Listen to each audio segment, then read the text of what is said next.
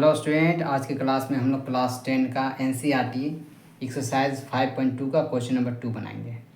Question क्या है, निम्नलिखित में सही उत्तर चुनिए, यानी इसमें जो सही ऑप्शन होगा वो आपको चुनना है। पहला क्वेश्चन में क्या दिया है, AP 1074 है का 30वां पद क्या होगा।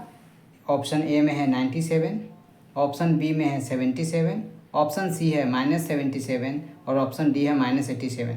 तो सबसे पहले हम लोग ये एक नंबर का क्वेश्चन को बनाते हैं, देखते हैं इसका आंसर क्या होगा। तो जिस AP में जब दिया हुआ है, क्या दिया हुआ, ध्यान दें यहाँ 1074, तो पहला वाला ए हो जाएगा। ए बराबर कितना आ गया 10, ए बराबर कितना हो गया 10। अब इसको हम लोग क्या निकालेंगे, डी निकालते हैं। डी यानी कॉमन डिफरेंस कैसे निकलेगा, सार्वअंतर जिसे कहते हैं हम लोग। हमेशा सेकेंड में से फर्स्ट को घटा दीजिएगा। तो क्या है, सेकेंड में 7 है और फर्स्ट में क्या है -10 है। तो 7 में से 10 गया तो -3 होगा। तो डी भी हमको मालूम चल गया, डी क्या है -3। ए क्या हुआ 10 क्योंकि पहला है। और कौन सा पद, 30वां पद। तो n बराबर जितना भी पद होगा उसको n लिखते हैं, यानी 30वां पद। ठीक है, अब इसमें क्या करना है, 30वां पद बताना है, यानी an बताना है। तो इसमें an जो है वो क्वेश्चन मार्क हो जाएगा, यानी an निकालना है। an का फॉर्मूला क्या होता है, an इक्वल टू होता है a प्लस n-1, अब ब्रैकेट के बाहर में इस तरह लिख देंगे d। ये हमारा फॉर्मूला हो गया। इस फॉर्मूले पे सिर्फ सेट करना है और आंसर आ जाएगा। चलिए देखते हैं। अब ध्यान से देखें, a यानी पहला वाला पद को, प्रथम पद को a कहते हैं। तो क्या है, a बराबर 10 माने हैं तो 10 हो गया, फिर प्लस है ब्रैकेट के अंदर। देखिए ब्रैकेट है, ब्रैकेट के अंदर फॉर्मूला क्या दिया, n-1। n क्या है 30 है, 30-1। फिर ब्रैकेट के बंद है, ब्रैकेट के बाद में डी लिखा हुआ है। डी यानी सार्वअंतर, जो कि सार्वअंतर हम लोग निकाले अभी। क्या निकाले, -3। तो इस तरह से -3 हो जाएगा। अब ये दोनों के बीच में कुछ नहीं, मल्टीप्लाई है। तो आप समझ लें ये दोनों के बीच में कुछ नहीं तो मल्टीप्लाई है, इसीलिए मैंने इसे ब्रैकेट में बंद कर दिया। अब आगे में क्या करेंगे, अगला स्टेप देखेंगे। अगला स्टेप में क्या करेंगे, 10 का 10 प्लस, अच्छा 30 में से 1 घटा दीजिए, क्या आ गया 29। और इधर ब्रैकेट में क्या है -3। हम ये दोनों क्या करेंगे, गुना करेंगे। क्या करेंगे, गुना करेंगे। कैसे गुना होगा चलिए देख लेते हैं। प्लस माइनस माइनस, गुना करते समय छोटा साइन बड़ा साइन नहीं देखना है, जो साइन होगा वो लिख देना है। जैसे प्लस माइनस माइनस हुआ तो माइनस लिख दिया।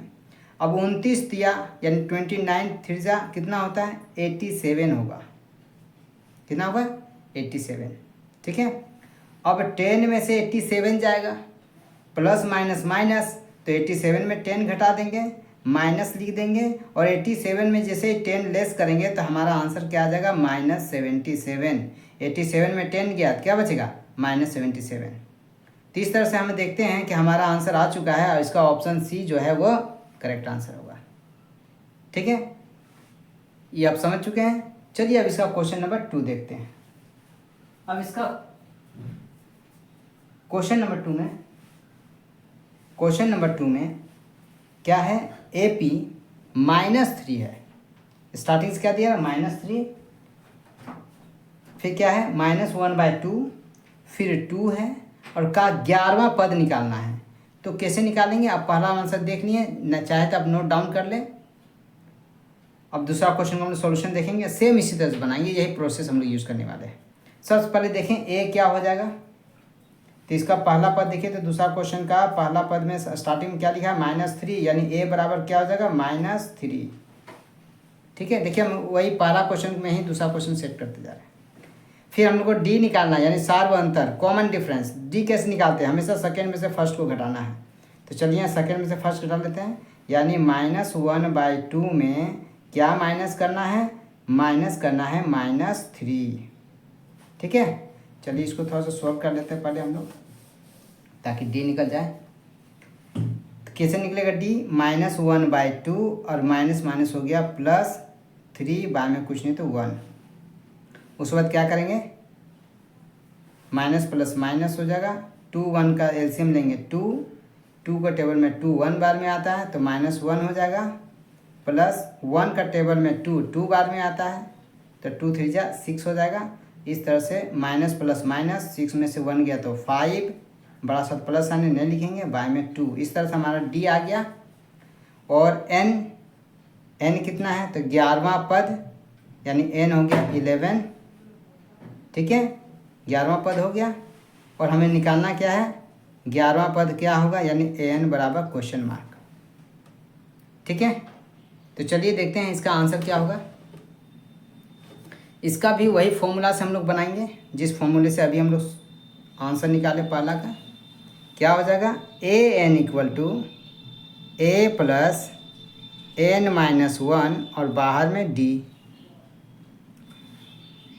ए का वैल्यू क्या आया, -3 प्लस एन माइनस 1, एन कितना है 11 माइनस 1, एन माइनस 1, एन कितना 11, कहाँ से आया 11वां पद, जिसमें वहाँ लगा रहेगा वो सोचिए एन है। 11वां तो 11 क्या हो गया, एन हो गया। 30वां तो एन क्या हुआ था, 30 था। उसी तरह यहाँ 11वां है तो एन बराबर 11 हो गया। 11 माइनस 1 लिख दिए, एन माइनस 1, 11 माइनस 1 11 माइनस 1। और बीच में क्या डी है, इंटू, बीच में कुछ नहीं, इंटू होता है यानी मल्टीप्लाई है, मल्टीप्लाई का साइन दे देते हैं हम लोग। और डी का वैल्यू क्या आया 5/2, तो 5/2 लिख देंगे, आया ना 5/2, देखिए। ठीक है, अब इसको आगे कैसे करेंगे, -3 प्लस 11 में से 1 गया तो 10 इंटू 5/2, 5/2। अब ये दोनों मल्टीप्लाई है, पहले इसको सोल्व करेंगे तब प्लस करेंगे। 2 का टेबल में 10 आता है, 5 बार में 5 लिख दिए। अब क्या बचा, -3 प्लस 5 5 जा 25, 5 5 जा 25। ठीक है, -3 का -3 प्लस 5 इंटू 5 आया, क्योंकि नीचे 10 2 से कट गया, 10 को 2 से काट दिए, कितने बार 5 बार में, 5 5 जा, बीच में मल्टीप्लाई है, 5 5 जा 25, माइनस प्लस माइनस, बड़ा सा प्लस साइन है। ठीक है, तो प्लस साइन शुरू में नहीं लिखते हैं, हाँ, लेकिन माइनस हुआ तो घटाएंगे, 25 में 3 घटाओ, क्योंकि माइनस प्लस माइनस हुआ तो क्या आ जाएगा 22। ठीक है, और बड़ा सा तो प्लस साइन है, तो प्लस साइन लिखने की ज़रूरत नहीं है। तो इस तरह से हम देखते हैं कि हमारा सेकंड का जो है वो आंसर क्या आ गया 22, और 22 यहाँ क्या है, बी में ऑप्शन है, यानी ये आंसर सही है। उम्मीद है आपको वीडियो समझ में आ गई। कि वीडियो अगर अच्छी लगी है और समझ में आया है तो इस तरह के क्वेश्चंस को देखने के लिए हमारे चैनल को लाइक करना ना भूलें और सब्सक्राइब करना ना भूलें। मिलते हैं अगले वीडियो में, तब तक के लिए कुछ नया सीखेंगे। Good bye and take care.